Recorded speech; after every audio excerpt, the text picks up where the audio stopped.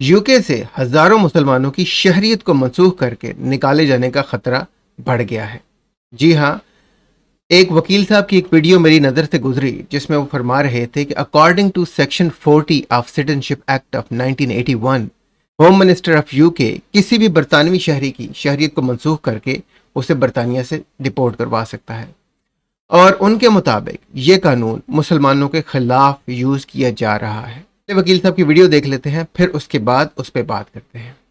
Your citizenship is going to be one of the biggest political issues and crises of the next decade and beyond. Let me explain why this affects you. Most of us think our British citizenship is forever just because we've lived here for over 5 years or more, or you were born here. But you are so wrong. Because right now, British citizenship is becoming easier to lose and harder to get. And unless you start paying close attention, future governments could push those changes even further. Under Section 40 of the British Nationality Act 1981, the Home Secretary can strip someone of their British citizenship without a criminal charge, without a trial, and without ever having to prove anything in open court. They may decide to strip your citizenship because your presence is not conducive to the public good, a term that is so broad and so vague it lacks any certainty and any real meaning, and gives too much power in the hands of one person at the stroke of a pen. And Section 40 power to strip citizenship does not apply equally to everyone. Only people who have a connection to another nationality can be stripped. Everyone else is protected. Now, according to Reprieve, this UK policy is fundamentally racist. Only people with foreign ties can have their citizenship taken away. Research indicates that the power has been used almost exclusively against British Muslims, mainly of South Asian, Middle Eastern, and African heritage. Our research found 3 in 5 people of colour were likely to be eligible for deprivation of citizenship, compared with just 1 in 20 of their white neighbours. तो आपने सुना कि उनके मुताबिक 1981 में जो citizenship act बनाया गया था उसकी जो सेक्शन 40 है वो रेसिस्ट है। जी हाँ, 1981 में बनाया जाने वाला एक्ट और उसकी एक क्लॉज उनको पसंद नहीं आ रही और उनके मुताबिक ये रेसिस्ट है, क्योंकि उस क्लॉज में लिखा है कि सिटीजनशिप सिर्फ उसी बंदे की रिवोक की जा सकती है जिस बंदे के पास दूसरी कोई सिटीजनशिप है। बात तो ये है कि यूके के लोगों के खिलाफ ये लॉ इसलिए यूज़ नहीं किया जा सकता कि मोस्टली जो यूके के नेटिव लोग हैं वो ब्रिटिश सिटीजन हैं और उनके पास सिर्फ एक ही नेशनैलिटी है। आप किसी भी बंदे को स्टेटलेस नहीं कर सकते अकॉर्डिंग टू द लॉ। ये बेनिफिट और ये प्रोटेक्शन अगर मुस्लिम लेना चाहते हैं, ये दूसरे लोग लेना चाहते हैं, तो इसका बड़ा आसान सा हल है। वो हल ये है कि अपने अपने मुल्क की जो है नेशनैलिटी छोड़ दें और इस तरह उनके पास भी सिर्फ ब्रिटेन की नेशनैलिटी रह जाएगी और अकॉर्डिंग टू द लॉ वो भी प्रोटेक्टेड होंगे, क्योंकि उनसे एक सिटीजनशिप जो उनके पास इकलौती है वो नहीं ली जा सकती। तो अब इन वकील साहब को पॉलिसी रेसिस्ट लग रही है। अब इसलिए रेसिस्ट लग रही है, मैं बताता हूँ। उसकी वजह ये है कि इस वक्त इमिग्रेंट्स और मुस्लिम के खिलाफ हालात इस वक्त बहुत नासाजगार हैं। इस वक्त पूरे यूरोप में और स्पेशली यूके में एक एंटी इमिग्रेंट वेव आई हुई है, जिसकी बहुत सारी वजूहात हैं, जैसे कि मैं पहले भी मुख्तलिफ वीडियोज़ में बता चुका हूँ। ग्रूमिंग गैंग जिसकी बहुत बड़ी वजह है, जो पूरे यूके में हाईलाइट हुआ, एलोन मस्क ने हाईलाइट किया, वो एक बहुत बड़ी वजह है जिसकी वजह से मुसलमानों और पाकिस्तानियों के खिलाफ यूके में एक हवा चली। और फिर उसके बाद लेबर ने जब इसकी इंक्वायरी रोक दी तो ये फिर एक और चीज़ बनी जिसकी वजह से बरतानवी लोगों में एंगर बढ़ गया। लेकिन इन सारी बातों के बावजूद भी बरतानिया के जो गोरे हैं वो शायद इन सारी बातों को हज़म कर जाते और फिर भी मुसलमानों के ख़िलाफ़ ना बोलते। लेकिन कुछ ऐसी बातें हैं, कुछ ऐसी हरकतें हैं जिनकी वजह से वो अब मुसलमानों के ख़िलाफ़ स्टेप लेने पे मजबूर हैं और फोर्स कर रहे हैं अपनी अपनी गवर्नमेंट्स को कि मुसलमानों के ख़िलाफ़ ऐसा एक्शन लिया जाए। वो कैसी बातें हैं? वो ये बातें हैं कि जितने भी इमाम हैं इस वक्त, जितने भी मुस्लिम प्रीचर्स हैं इस वक्त यूके में या पूरी वेस्टर्न वर्ल्ड में, उनकी एक ही टोन है और वो टोन ये है कि ज्यूज़ और क्रिश्चियन जो हैं उनके साथ आप दोस्ती नहीं कर सकते, उनसे नफ़रत करें, उनको सब्जुगेट करें, उनसे जिजिया लें, उनके साथ किसी किस्म का भी लिंक रखना जायज़ नहीं है। इस तरह की बातें और इस तरह की स्पीचेस पूरे सोशल मीडिया पे आम है और मुसलमानों का ये तासुर है कि मुसलमान किसी भी मज़हब के साथ खुशी से नहीं रह सकते। ये तासुर इंग्लिश में जब खुल खुल के बताया जा रहा है तो जो लोग इंग्लिश स्पीकिंग हैं वो ये सारी बातें सुनते हैं, ये सारी स्पीचेस समझते हैं और उससे अपना एक माइंड बनाते हैं कि मुसलमान हमारे बारे में ऐसा सोचते हैं, वो हमें इनफिडल समझते हैं, वो हमें काफिर समझते हैं, वो हमें गंदा और गलीज समझते हैं और वो हमारे साथ नहीं रहना चाहते। मैं ये सारी बातें अपनी तरफ से नहीं कह रहा, मैं आपको एक वीडियो सुनाता हूँ एक ऐसे पॉलिटिकल लीडर की जिसने अभी रिसेंटली एक पार्टी बनाई है जिसका नाम रिस्टोर ब्रिटेन है, और वो मुसलमानों के बारे में क्या सोचता है वो अपने मुंह से खुद बता रहा है। A lot of it's about servitude and about, there's other stories in here about women having to lick the feet of their rapists. It's about power, it's about servitude, and it's about the fact that Muslim men are taught to believe that they are superior, not only to women, but they're superior to people like yourself and myself, who are considered to be, if you like, the infidels.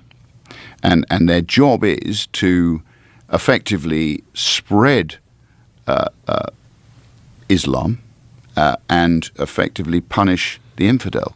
तो जैसा कि आप लोगों ने सुना कि Rupert लो ये कह रहा था कि मुसलमान जो हैं उनके अंदर एक सुपीरियरिटी कॉम्प्लेक्स है और वो ये समझते हैं कि वो क्रिश्चियंस और इनफिडल से ऊपर है और उनका काम क्रिश्चियंस को सज़ा देना है, उनसे जिजिया लेना है और उनको उनकी औकात याद दिलाना है। ये रूपर्ट लो की बातें हैं और ये जो रूपर्ट लो बात कर रहे हैं ये सिर्फ रूपर्ट लो नहीं बात कर रहे बल्कि ये उन बहुत सारे लोगों को रिप्रेजेंट कर रहे हैं जो इस वक्त इनकी पार्टी का हिस्सा बन रहे हैं।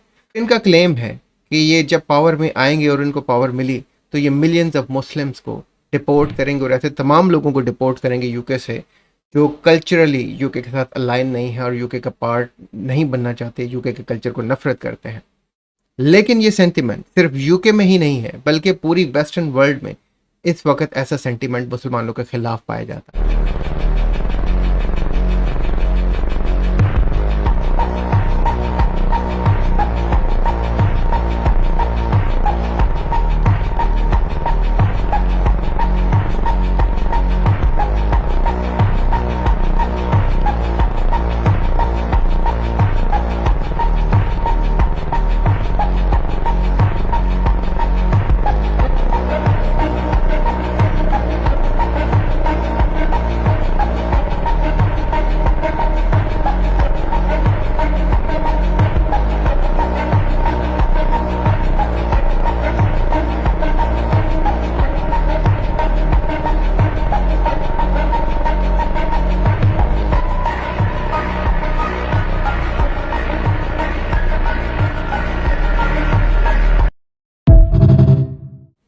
और उसकी वजह क्या है?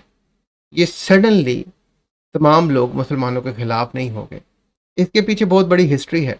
यूके में तो खैर ग्रूमिंग गैंग्स हुए और भी बहुत सारी वजूहात हैं, लेकिन इसमें बहुत बड़ा हाथ उन इस्लामिक एक्सट्रीमिस्ट प्रीचर्स का है जो इस्लाम की इंटरप्रिटेशन एक्सट्रीम्स लिहाज से करते हैं। और वो लोग इंग्लिश में अपनी स्पीचेस में ये साफ कहते हैं कि ज्यूज़ एंड क्रिश्चियंस जो हैं वो इन्फिडल्स हैं, उनके साथ दोस्ती रखना जायज़ नहीं, उनके साथ कारोबार करना जायज़ नहीं, उनके साथ किसी भी किस्म का दुनियावी ताल्लुक़ रखना जायज़ नहीं, उनसे नफ़रत करनी चाहिए, उनसे जिजिया लेना चाहिए, या इस तरह की बातें। इंग्लिश स्पीकिंग लोग ये सारी बातें सुनते हैं, उनके ज़हन में ये परसेप्शन आता है कि मुसलमान हमसे नफ़रत करते हैं। ऐसी कुछ एक दो वीडियोज़ मैं आपको सुनाता हूँ ताकि आपको पता चले कि मैं बातें अपनी तरफ से नहीं बना रहा, ये बातें इस वक्त हो रही। Islam is not here to coexist. We were sent to dominate the world and wipe out every other religion. Al-wala wal-bara, to have bara from the mushrikeen, to free ourselves from the mushrikeen and their shirk. Al-wala wal-bara, this is what it's called in the Arabic language, this subject, al-wala wal-bara. There Allah said, don't take the Jews and Christians as awliya. If you ally with the disbelievers in any wajh min al-awjuh, any way, shape or form, if you ally with the disbelievers, you're a disbeliever. You're a disbeliever because you're allying yourself with a disbelieving nation who believe in kufr and shirk. Because you're allying yourself with them, therefore, you're a disbeliever like them. अभी इस video में आपने सुना कि Islamic scholar ने बताया कि अगर आप ज्यूज़ एंड क्रिश्चियंस के साथ अलाय होते हैं, यानी कि उनके दोस्त बनते हैं, तो आप भी उन्हीं के जैसे नॉन बिलीवर हैं। यानी कि आप पे कुफ्र का फतवा इसने लगा दिया कि अगर आप उनके साथ उठते बैठते हैं तो आप भी नॉन बिलीवर हैं। और इस तरह के एक्सट्रीमिस्ट स्कॉलर जो हैं उनको दुबई और सऊदी अरेबिया तक ने बैन कर, लेकिन ये इस वक्त आके वेस्टर्न वर्ल्ड में तमाम मुसलमानों को एक्सट्रीमिस्ट बना रहे हैं। तो आपने सुन लिया बहुत सारे इस्लामिक स्कॉलर कितनी मोहब्बत भरी बातें कर रहे हैं।